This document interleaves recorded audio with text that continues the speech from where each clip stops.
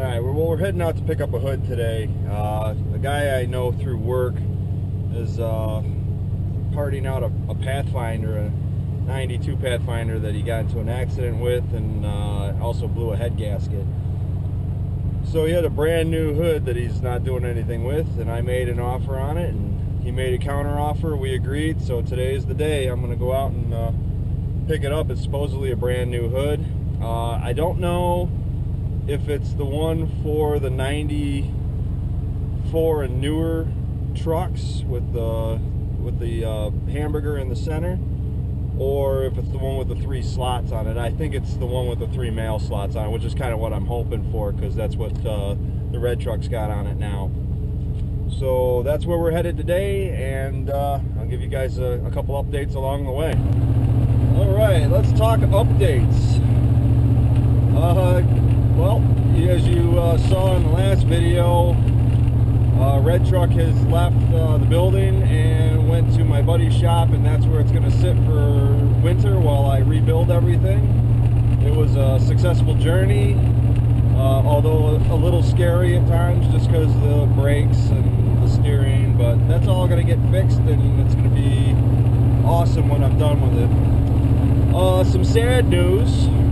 Last week, on a beautiful day like today, I mean, it's October, middle of October, we've only got so many nice days left. I decided that I was going to drive green to work, and I fired it up, and everything sounded great. It sounded the best it's ever sounded.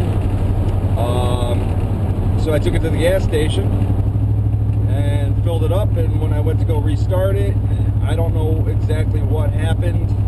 I have a suspicion what happened, but you know, without tearing the block apart and looking, I don't really know for sure, but I believe that the oil pickup tube is loose inside the thing and allowing the oil pump that I've replaced multiple times this year to suck air and force that up into the cylinder head.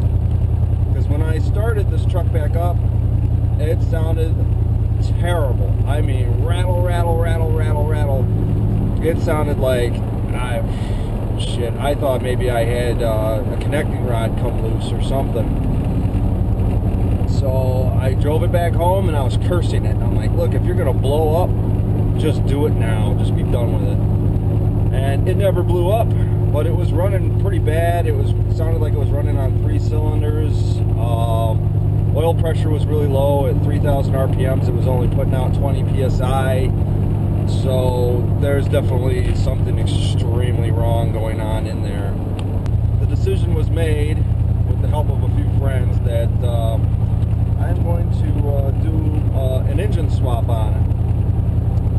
But I don't want to go with another 2.4 liter. I certainly don't want to put another KA engine in there. I'm going to do a video on why I think the KA engine is absolute trash. I used to stand behind that motor. I used to say, give the KA a chance. It's a good motor once you get to know it. And, well, this year I've had nothing but complete and total headaches with this stupid thing. So my thoughts have changed on the matter.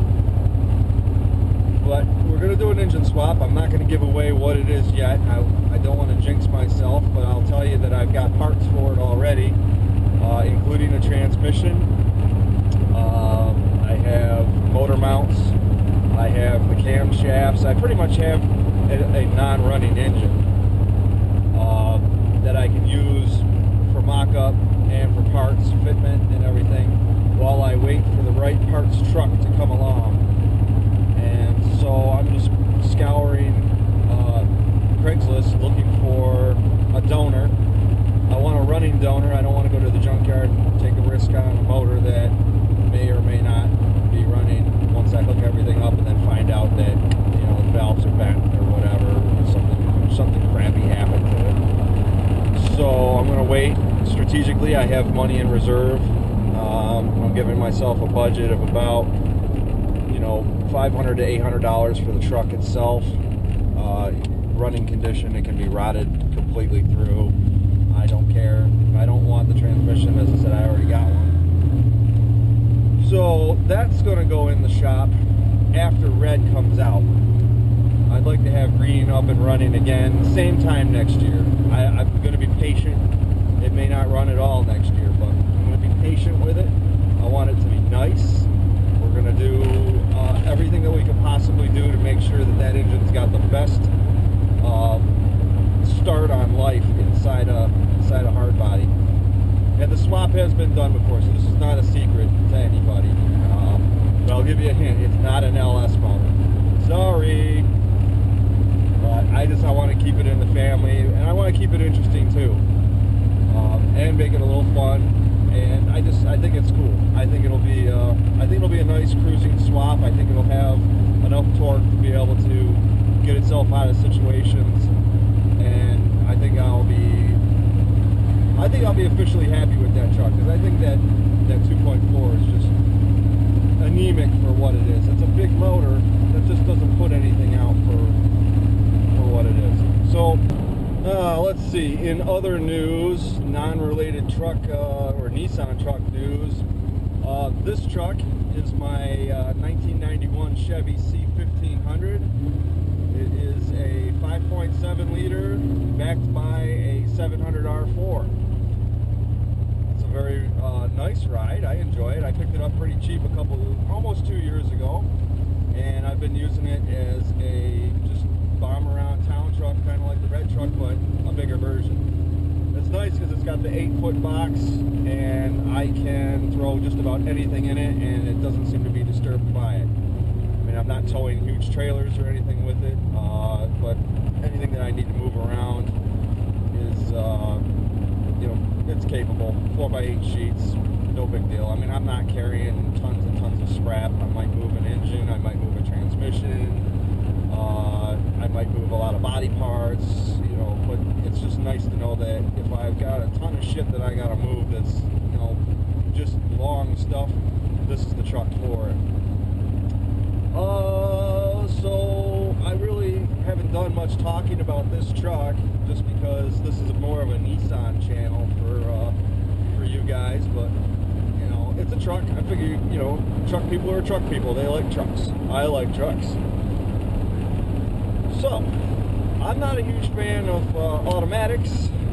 I had one in red truck. It grenaded, and I couldn't get it out of that truck fast enough. And I ended up swapping it. You guys know the story. It's now a stick, and it's been a stick for the last 3 years, and I love it. So as I was saying before, I was rudely cut off by a full memory card. This is the 91 Chevy. It's currently got a 350 under the hood. It's got a 700 R4, and it's got probably one of the worst gear sets that you could put under it for that engine and tranny combo. It's got 308s.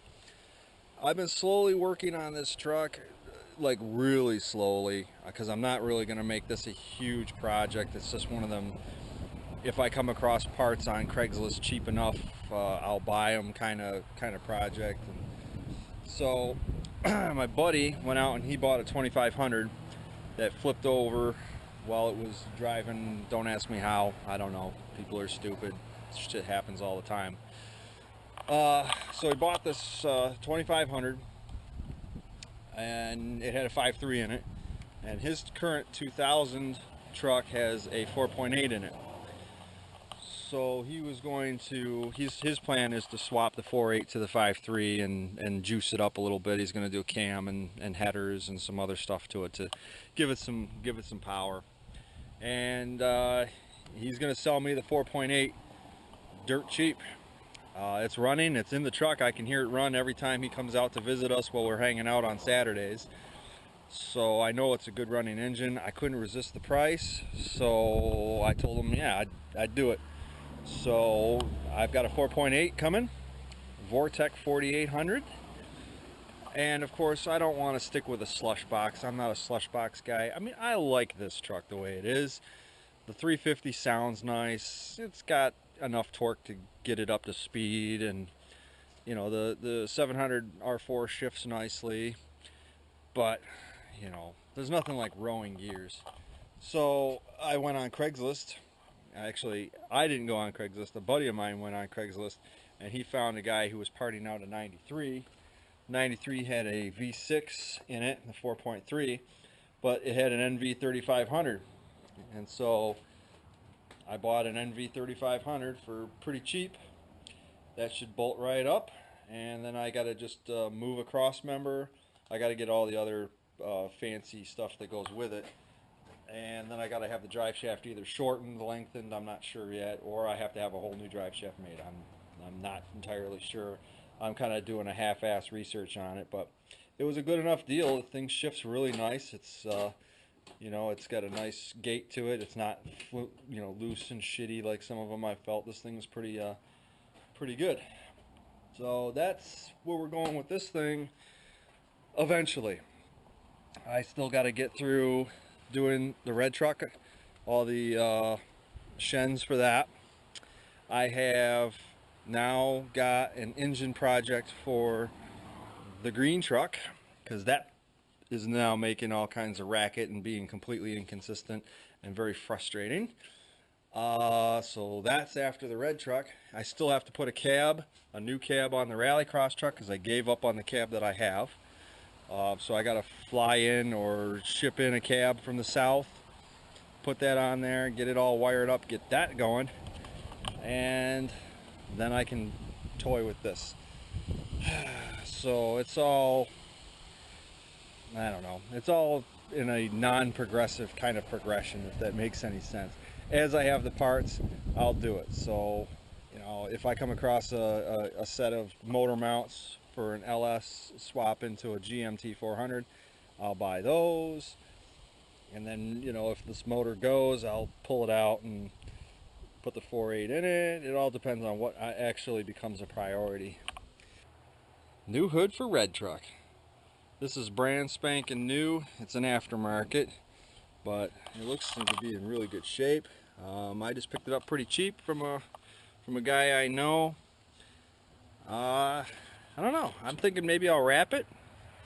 If that's too expensive, then I'll just spray paint it. I don't know. Or I'll just leave it in primer and let it rust like the rest of the truck. Just do a nice frost over on it.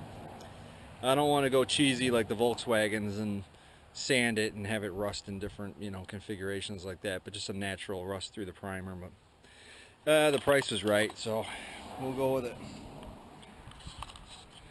Yeah, those are the updates for you guys.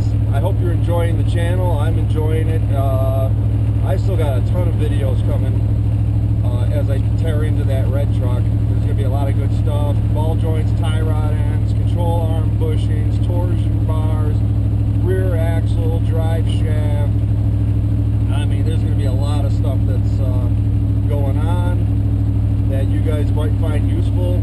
If you guys are doing the same thing that I am, or running through the same experiences that I have with it, this is all going to be handy information.